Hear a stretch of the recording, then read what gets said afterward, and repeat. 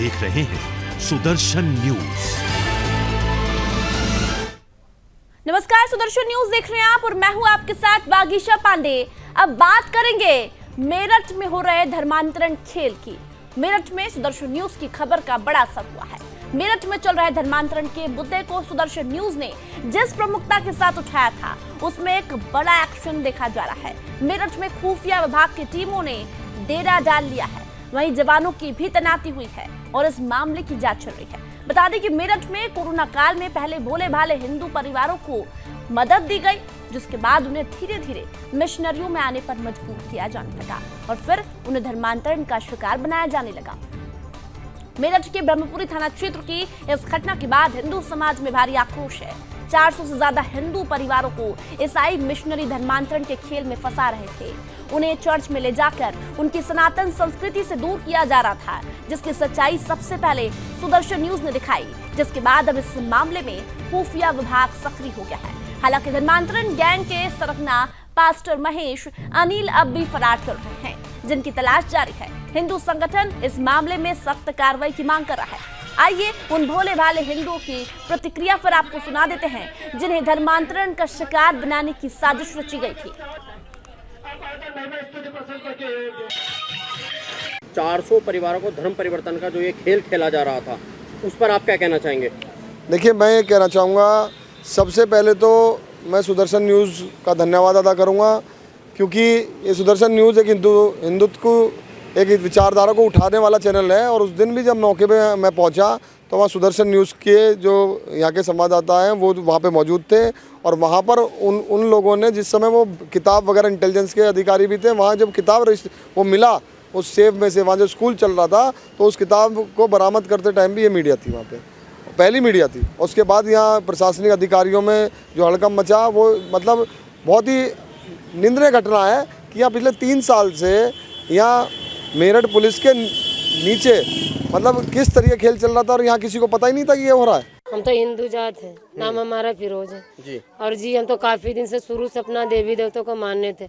लड़की हमारी नहीं मानी, कहने लगे यहाँ भवन बना तो भवन पे हम जाएंगे। लड़की हमारी महीने भर 2 महीने तक चली, फिर हमने अपने लड़की को रोक लिया, फिर जाने नहीं।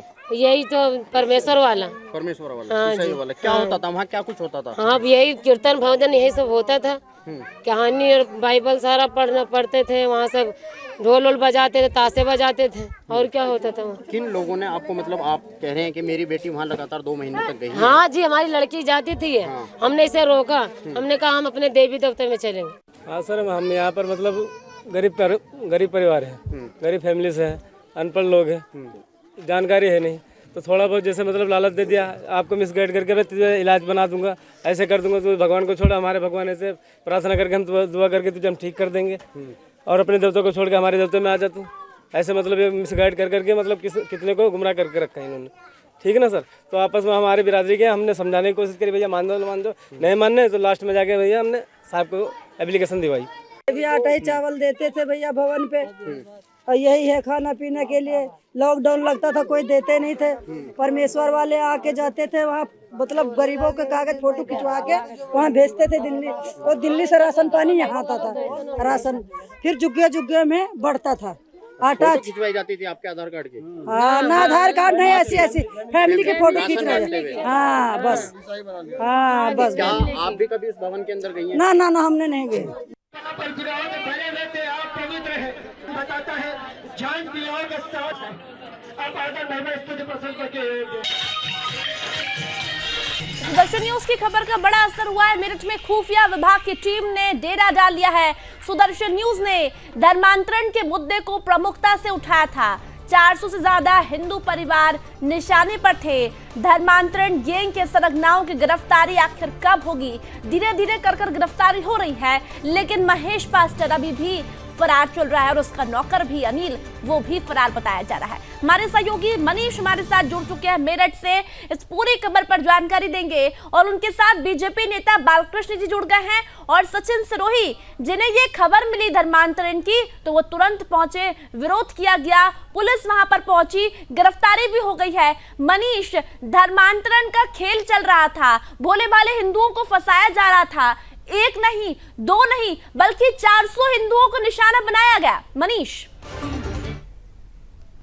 बिल्कुल, देखिए वागीशा में आपको बताना चाहूंगा कि उत्तर प्रदेश के मेरठ के अंदर जो है ईसाई मिशनरी के द्वारा 400 से ज्यादा हिंदू परिवारों को जो है ईसाई धर्म कबूल करवाया जाना था, जिसके बाद से सुदर्शन न्यूज लगातार ग्राउंड जीरो से आपको पिछले 3 दिनों से लगातार वह हर एक अपडेट दे रहा है। और सुदर्शन न्यूज सबसे पहले वहां पर पहुंचा था, जिसके बाद हर एक तस्वीर वहां से एक्सपोज की गई थी, जिसके बाद से मेरठ प्रशासन एक्शन मोड में आया। और वागीशा में ये भी बताना चाहूंगा, प्रशासन एक्शन मोड में आने के बाद उसके बाद से 8 आरोपी गिरफ्तार किए जा चुके हैं।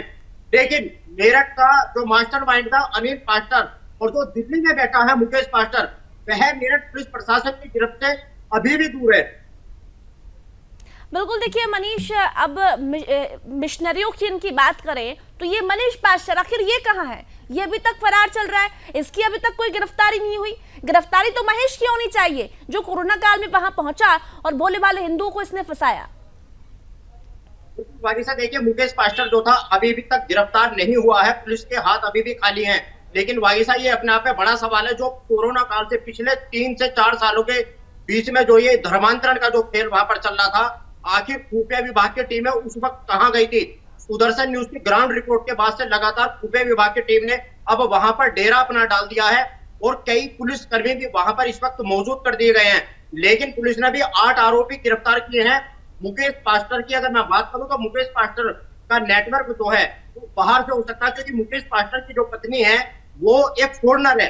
ये अपने आप में बड़ा सवाल है कि अगर वो फॉरेनर है तो ये अंदाजा लगाया जा सकता है कि मुकेश पास्टर का जो नेटवर्क है वो आखिर उसने जान सुना हुआ है तो कहां तक फैला हुआ होगा।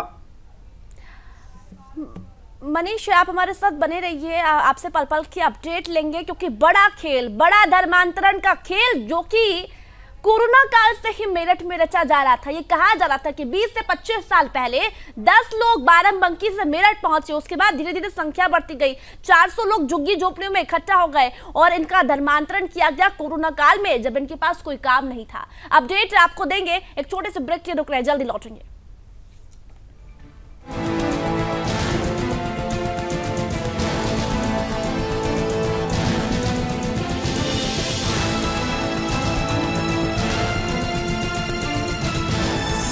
आप देख रहे हैं सुदर्शन न्यूज।